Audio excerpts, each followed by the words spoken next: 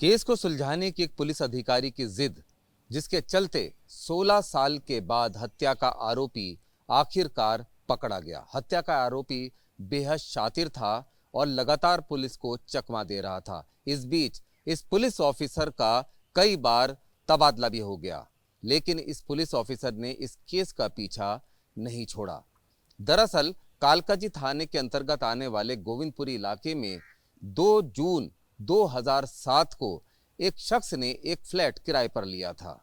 उस शख्स ने जो दस्तावेज थे उसमें अपना फोटो भी चिपकाया था। वीरेंद्र सिंह किराए पर लेने वाले शख्स का नाम था। जब प्रॉपर्टी डीलर ने उस शख्स से कहा कि बाकी की बची हुई रकम वो दे दे, तो उसने कहा कि वो दिल्ली से बाहर गया हुआ है और 2-3 दिन में लौटेगा। लेकिन जब कोई सूचना नहीं मिली, तब प्रॉपर्टी डीलर उस फ्लैट पर पहुंचा। ये तारीख थी 7 जून 2007। तब फ्लैट के अंदर से बदबू आ रही थी और फ्लैट के बाहर ताला लगा हुआ था।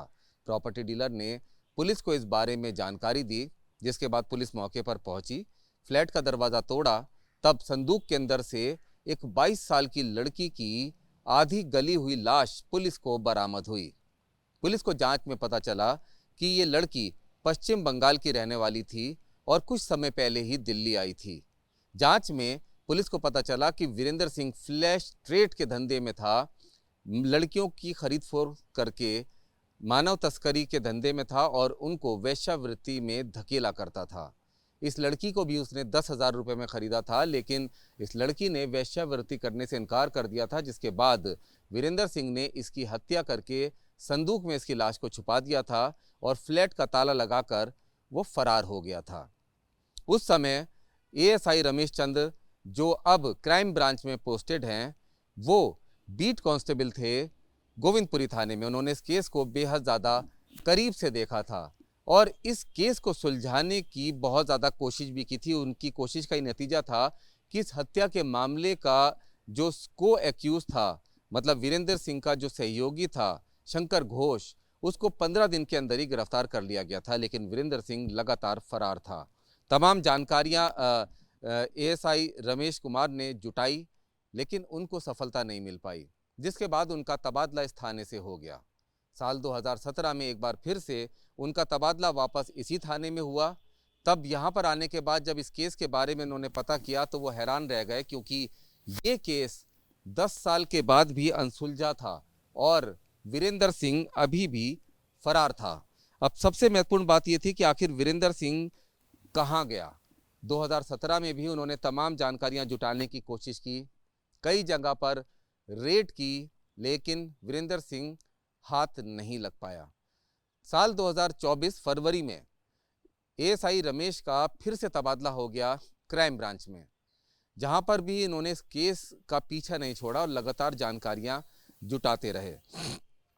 इनको जानकारी मिली कि पानीपत के अंदर वो हो सकता है, पानीपत में भी छापेमारी हुई, लेकिन पानीपत से भी जो वीरेंद्र सिंह था वो फरार हो गया था। लगातार इस पूरे मामले में सर्विलांस वो करते रहे, टेक्निकल एविडेंसेस इकट्ठा करते रहे और उसके बाद आखिरकार दिल्ली के विजय विहार इलाके से वीरेंद्र सिंह को गिरफ्तार कर लिया गया।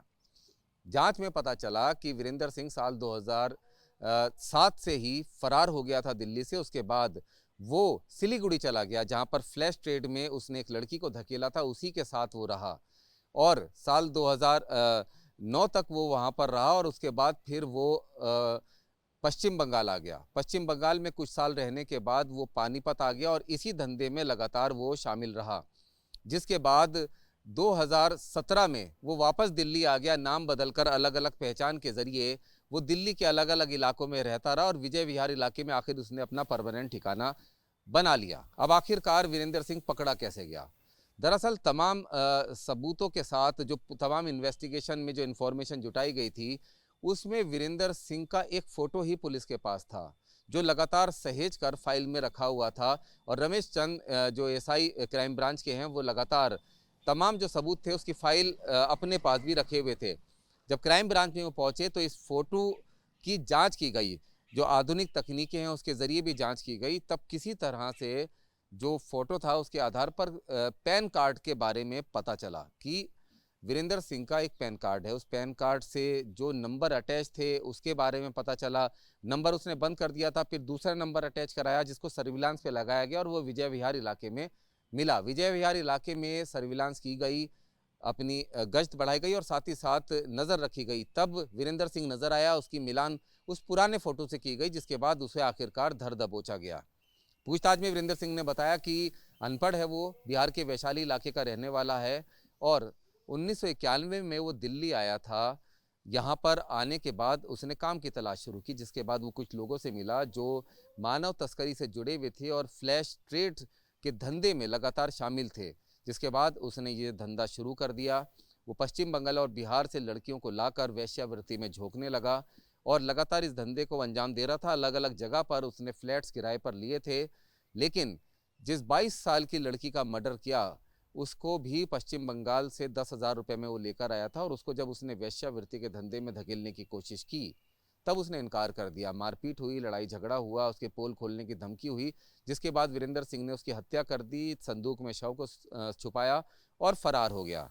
लेकिन आखिरकार एक पुलिस अधिकारी की जिद के चलते हत्या का यह आरोपी 17 साल के बाद पुलिस की गिरफ्त में आखिरकार आ ही गया। रुमान उल्लाह खान, न्यूज़ नेशन, दिल्ली।